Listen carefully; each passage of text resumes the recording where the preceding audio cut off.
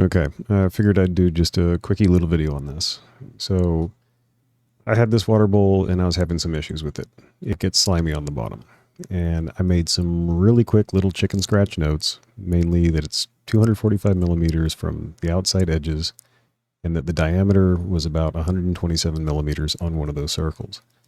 I tried to figure out what this little dimple here would be, this little inside right here.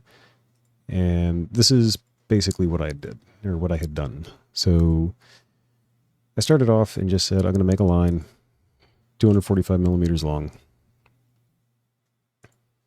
And with that line, do a 2-point circle. And what was my size?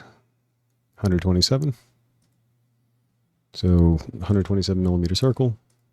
And then do the exact same thing from the other side, 127 millimeter circle.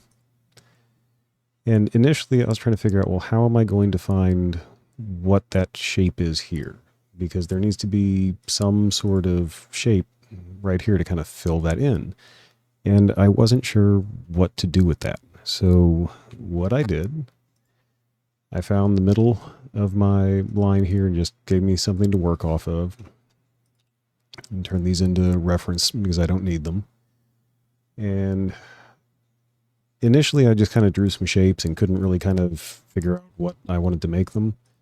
So I wanted to think like a designer, which meant, in my opinion, and no offense to anyone who's a designer, be lazy. So I drew a circle, and for that one I'm going to give it sketch dimension so I know what it is. And I'm going to say that sketch dimension is equal to this one divided by 2. So this circle is now half the diameter of this circle. And I'm going to constrain it that this point is always on that line. Oh, it's already there. And now I want it to be tangential to here. And that should be enough. You can also make it tangential to here, just so it's always locked together. And that's basically it. Now that I have that, I can come in here and I'll break this line, because I've just gotten in the habit of doing that, where I'll make these things construction lines when they don't matter.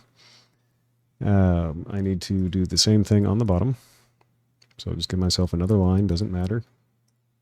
Draw a circle, whatever size, again, doesn't matter, because I'm going to grab its dimension and say that it is equal to, actually, I'm just going to make it equal to this one. No reason to have it do the math twice. And then make it tangentially coincident to there. Break things again. You don't have to break things. I like breaking them. Just something that I do. Is now I can come in and take these things and they become, once I select them at least, construction lines, so that they won't actually have geometry. Now this is just one big shape here. Do the same thing on this one, because I want to. So now I just have that, so I can select the whole thing. I decided I wanted to bring it in,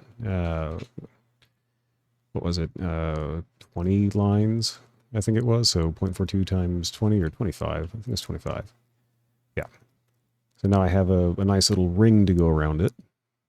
And from there, just draw in some arcs. So I created center point arc from here to here, and I brought it up by 10 or 15 degrees, whatever it was. Maybe it was 15.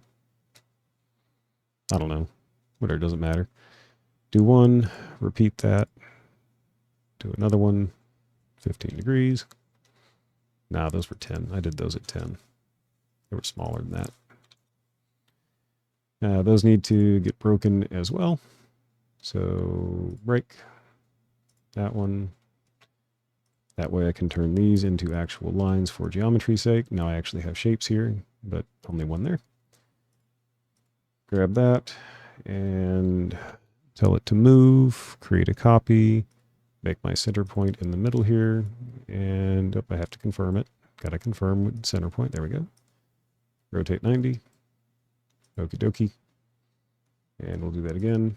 Grab these two, move, create copy, Center point is there.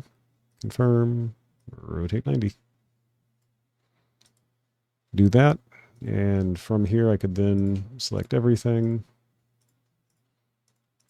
Extrude that up like 2 millimeters or whatever. Turn my sketch back on.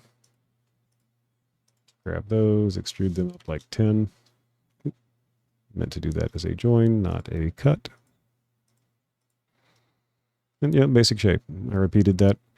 Do that process doing the arc from the middle and then around on this end, and then through some chamfers and fillets and whatnot on it. And basically what I ended up doing, the first one, you see where I had that that line wrong. If I zoom in some, where's my zoom? You see I didn't quite line up right. And that's where I was guessing what that size was.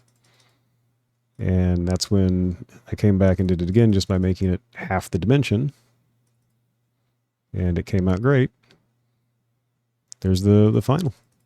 It's not perfect, but it's perfect enough for me.